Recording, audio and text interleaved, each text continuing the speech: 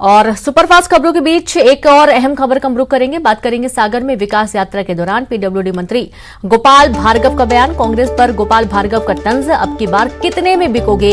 कांग्रेसियों से पूछना कितने में बिकोगे? विपक्ष में एक साल नहीं काट पाओगे। इस बार चुनाव में 2 अंकों में कांग्रेस सिमट जाएगी, 10 से 11 सीटें नहीं आएंगी। नाटक मंडली है पूरी, आप सब लोग। और जब आपके घर में आपका भाई है, आपका बेटा है, आपका चाचा है, तो फिर आपके लिए इसी बात की चिंता करने की कोई आवश्यकता नहीं है। और अंत में कांग्रेस से एक बात और पूछ लेना, तो ये कितने में बिकोगे?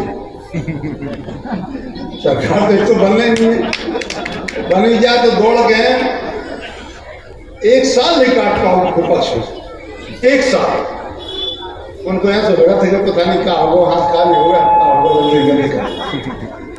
एक साल नहीं काट पाओ भैया, जो उनकी सरकार चलो हो गई।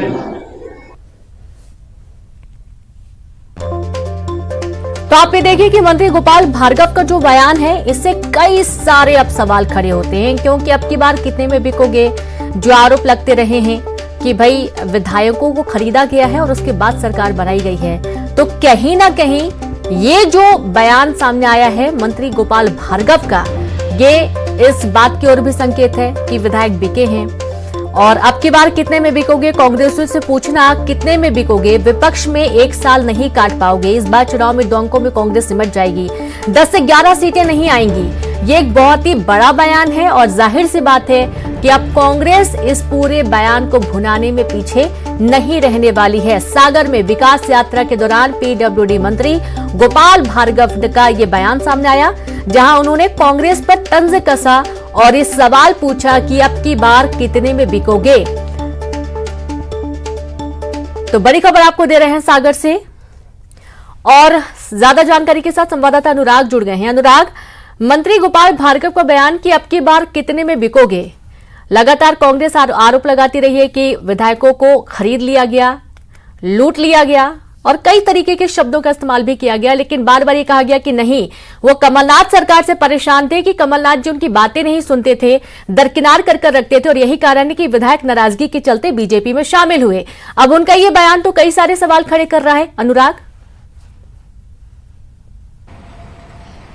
रीनू, बिल्कुल देखिए, मंत्री गोपाल भार्गव का निशाने पर कांग्रेस पार्टी थी या फिर सिंधिया समर्थक वो विधायक जो कांग्रेस छोड़कर बीजेपी में शामिल हो गए, इसको लेकर अब जरूर सवाल खड़े हो रहे हैं। विकास यात्रा के दौरान मंत्री गोपाल भार्गव का ये बयान निकलकर सामने आया और उन्होंने अपने विधानसभा क्षेत्र के लोगों को बोला है कि यदि अब कांग्रेसी आए तो उनसे ये सवाल जरूर करना कि कितने में बिकोगे। हालांकि मंत्री गोपाल भार्गव ने यह भी कहा कि यदि बीजेपी सरकार में नहीं आती है तो उसके बाद 1 साल तक जो है कोई भी सरकार रहेगी वो 1 साल से ज्यादा नहीं टिक पाएगी। तो सवाल इसी बात को लेकर खड़ा हो रहा है कि गोपाल भार्गव के निशाने पर वो कांग्रेसी या जो भाजपाई हो गए वो निशाने पर हैं, क्योंकि दर्द इस बात को लेकर भी है कि जो बीजेपी के पुराने नेता हैं वो लगातार मशक्कत करते हैं और उसके बाद जो आरोप है उन कांग्रेसियों पर लगते हैं जो पैसे लेकर बीजेपी में शामिल हो जाते हैं। तो कई तरह के सवाल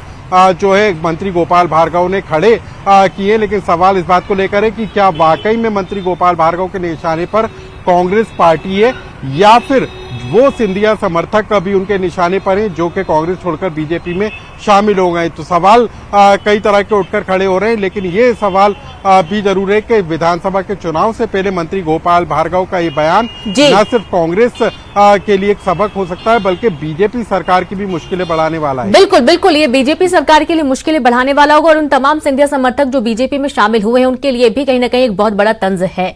बहुत शुक्रिया आपका अनुराग, तमाम जानकारी साझा करने के लिए। और चलिए अब रुक करेंगे हम सुपरफास्ट खबरों का। छतरपुर में बागेश्वर धाम में बनाया जा रहा